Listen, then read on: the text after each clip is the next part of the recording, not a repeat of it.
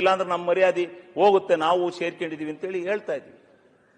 ಈಗ ಸುನೀಲ್ ಕುಮಾರ್ ಅವರು ಹೇಳಿದ್ರು 10 ಕೋಟಿ ಇವು ಯಾಕೆ ಏನು ಎಂತು ಅನ್ನೋದನ್ನ ಹೇಳ್ತೀನಿ ಮುಂದೆ ನಾನು, ಯಾವುದು ಯಾತಕ್ಕೋಸ್ಕರ ಇದಾಗಿದೆ ಅಂತೇಳಿ. ಆದ್ರಿಂದ ಯೋಜನೆಗಳು ಎಷ್ಟು ಲಕ್ಷ ಕೋಟಿ ಕ್ರಿಯಾ ಯೋಜನೆಯನ್ನ ಹಿಂದಿದ್ದಂತ ಸರ್ಕಾರ ಬಿಟ್ಟೋಗಿದೆ ಅಂತಕ್ಕಂಥದ್ದನ್ನ, ನಮಗೆ 5 ನಿಮಿಷ ಮಾತಾಡಕ್ ಬಿಡಲ್ಲ ಅಧ್ಯಕ್ಷರೇ, ಬಿಟ್ಟೋಗಿದೆ ಅಂತಕ್ಕಂಥದ್ದನ್ನ ತಮ್ಮ ಯಾರಿಗೂ ತಿಳಿದಲೇ ಏನಿಲ್ಲ, ಎಲ್ಲವೂ ತಿಳಿದಿದೆ, ಎಲ್ಲರಿಗೂ ತಿಳಿದಿದೆ. ಎಷ್ಟು ಕೋಟಿ ಕ್ರಿಯಾ ಯೋಜನೆಗಳಿದಾವೆ, ಆ ಕ್ರಿಯಾ ಯೋಜನೆ ಕೈ ಬಿಟ್ರೆ ಏನಂತೀರಿ ನೀವು?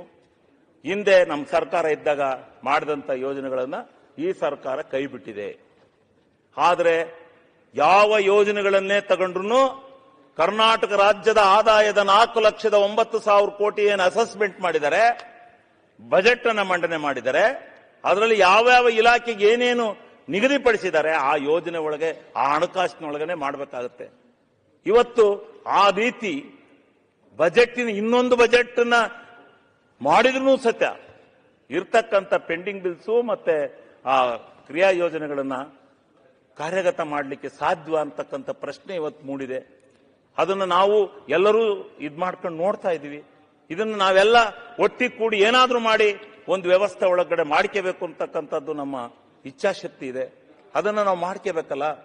ಇದನ್ನ ಸುಮ್ಮನೆ ಸರ್ಕಾರದಲ್ಲಿ ಏನೂ ಇಲ್ಲ, ಗ್ಯಾರಂಟಿ ತಂದ್ಬಿಟ್ಟು ಸರ್ಕಾರ ದಿವಾಳಿ ಎದ್ದು ಹೋಗ್ಬಿಡ್ತು, ಈ ದುಡ್ಡಿಲ್ಲ ಅಂದ್ರೆ ಈ ಪೆಂಡಿಂಗ್ ಬಿಲ್ಸು PWD ಇಲಾಖೆನಲ್ಲಿ 8,000 ಕೋಟಿ ಪೆಂಡಿಂಗ್ ಬಿಲ್ ಬಿಟ್ಟೋಗಿದ್ರು, ಇರಿಗೇಷನ್ ಅಲ್ಲಿ ಎಷ್ಟು ಬಿಟ್ಟಿದ್ರು, ಯಾವ್ಯಾವ ಇಲಾಖೆನಲ್ಲಿ ಎಷ್ಟೆಷ್ಟು ಬಿಟ್ಟಿದ್ರು, ಎಲ್ಲ ಇಲ್ಲಿ ಅಂಕಿ ಸಂಖ್ಯೆ ಇದೆ. ಇದೆಲ್ಲ ಪೂರ್ಣ ಪ್ರಮಾಣದಲ್ಲಿ ಇದೆ ಅಂಕಿ ಸಂಖ್ಯೆ. ಏನ್ ಮಾಡಕ್ಕಾಗತ್ತೆ? ಬಿಟ್ಟೋ ಇದ್ದಾರೆ. ಅದನ್ನ ನೀವ್ ಯಾಕೆ ಬಿಟ್ಟೋದ್ರಿ ಅಂತೇಳಿ ಕೇಳಕ್ಕಾಗತ್ತಾ? ಕೇಳಕ್ಕಾಗಲ್ಲ. ಆ ಕೇಳಕ್ಕಾಗದೇ ಇರೋ ಹೊತ್ತಿಗೆ ಈಗೆಲ್ಲ ಮಾಡ್ಕೋಬೇಕು. ಅದ್ರ ಜೊತೆನಲ್ಲಿ ಈಗ ನೀವು ಹೇಳಿದಂಗೆ ಶಾಸಕರದು, ನಾವು ನೆನ್ನೆ ಎಲ್ಲ ಶಾಸಕರೆಲ್ಲ ಹೇಳಿದೀವಿ ಮುಖ್ಯಮಂತ್ರಿಗಳಿಗೆ, ಮಾಡ್ಕೊಡ್ತೀವಿ, ಏನಾದ್ರೂ ಮಾಡಿ ಶಾಸಕರ ಇದನ್ನ ಕ್ರಿಯಾ ಯೋಜನೆ ಮಾಡ್ಕೊಡ್ತೀವಿ, ಹಣನ ಬಿಡುಗಡೆ ಮಾಡ್ಕೊಡ್ತೀವಿ ಅಂತ ಒಪ್ಕೊಂಡಿದ್ದಾರೆ.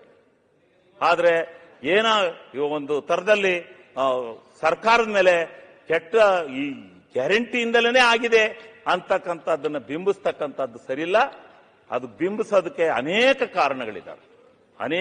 ಕಾರಣಗಳಿದ್ದಾವೆ. ಅದಾಗಬಾರದು ಅಂತಕ್ಕಂಥದ್ದು ನಮ್ಮ ಇಚ್ಛಾಶಕ್ತಿ. ಆಮೇಲೆ ಇವತ್ತು ನಮಗೆ ಇರ್ತಕ್ಕಂಥದ್ದು ಟ್ಯಾಕ್ಸ್ ಹಾಕೋದಕ್ಕೆ ನಮ್ಗೆ ಅಧಿಕಾರ ಇಲ್ಲ.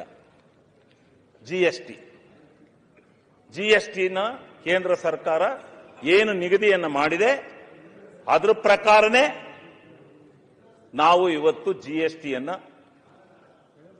ನಿಗದಿಪಡಿಸಿದ್ದಾರೆ, ಅದರ ಪ್ರಕಾರನೇ ಹೋಗ್ಬೇಕು. ಜಿಎಸ್ಟಿ ಪ್ರಕಾರ ಹೋದ್ರೆ ಅಧ್ಯಕ್ಷರೇ ನಮಗೆ ಉತ್ತರ ಕರ್ನಾಟಕದ ಚರ್ಚೆ ಎಲ್ಲೆಲ್ಲ ಹೋಗ್ಬಿಟ್ರೆ ಉತ್ತರ ಕರ್ನಾಟಕಕ್ಕೆ ದುಡ್ಡು ಬೇಕಲ್ರಿ? ಜ್ಞಾನೇಂದ್ರ ಅವರೇ, ಉತ್ತರ ಕರ್ನಾಟಕಕ್ಕೆ ದುಡ್ಡು ಬೇಡವೇನ್ರಿ? ಅಲ್ಲ, ಈ ದುಡ್ಡು ಬೇಕಾ ಬೇಡವೇನ್ರಪ್ಪ? ರಾಜ್ಯ ಈ ರೀತಿ ಆಗ್ಲಿಕ್ಕೆ ಏನು ಕಾರಣ ಅಂತ ಹೇಳಿ ಪಟೇಲ್ ಸಾಹೇಬ್ ಹೇಳಿದಾರಲ್ಲ, ಎಲ್ಲಿ ಈಗ 50 ನಿಮಿಷ ಆಯ್ತು ಅಧ್ಯಕ್ಷರೇ, ನಾವೆಲ್ಲ ಮಾತಾಡ್ಬೇಕಾದ ಲಾಸ್ಟ್ ಪಕ್ಷ ನಾಯಕರು ಮಾತಾಡೋಣ. ಸುಮ್ಮನೆ ಗಂಟೆ ಆಯ್ತು ಸಾಯ್ತಿರ್ರಿ, ಇದೆಲ್ಲ ಮಾಡಬಾರ್ದು. ಶಿವಲಿಂಗ ಅವ್ರೆ, ನೀವು ಕಂಟಿನ್ಯೂ ಮಾಡಿ. ನಮ್ಮವ್ರು ಮಾತಾಡುವಾಗ ಅಧ್ಯಕ್ಷರು ಹೋಗ್ಲಿ ಹೇಳ್ತೀರಿ. ಜಿಎಸ್ಟಿನಲ್ಲಿ ನಮಗೆ ಟ್ಯಾಕ್ಸ್ ಹಾಕ್ತಕ್ಕಂಥದ್ದಕ್ಕಿರೋದು 4. ಒಂದು RTO, ಒಂದು ಎಕ್ಸೈಜು, ಇವು 4ಕ್ಕೆ ನಾವು ಹಾಕೋಬಹುದು. ನೀವು ಯಾಕೆ ಶಿವಲಿಂಗ ಅವ್ರೆ? ಅಲ್ಲ ರೀ, ಇದು ರಿಜಿಸ್ಟ್ರೇಷನ್ ನೀವು ಕಂಟಿನ್ಯೂ ಮಾಡಿ. ರಿಜಿಸ್ಟ್ರೇಷನ್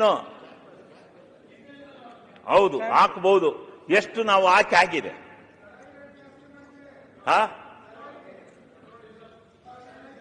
ನೀವ್ ಯಾಕೆ ಅಲ್ಲಿ ಮಾತಾಡ್ತೀರಿ? ಕಾಂಗ್ರೆಸ್ ಸರ್ಕಾರ ಎಲ್ಲವನ್ನ ಏರ್ಸಿದೆ, ರೇಟ್ ನೀವು ಹೇಳ್ತಾ ಇದ್ದೀರಲ್ಲ, ನೀವು ಮಾತಾಡಿ, ಕಂಟಿನ್ಯೂ ಮಾಡಿ. ಅವ್ರಿಗೆ ಮಾತಾಡೋದು ನೋಡ್ತೀರಿ ನೀವು ತೀರಾ ಇಷ್ಟು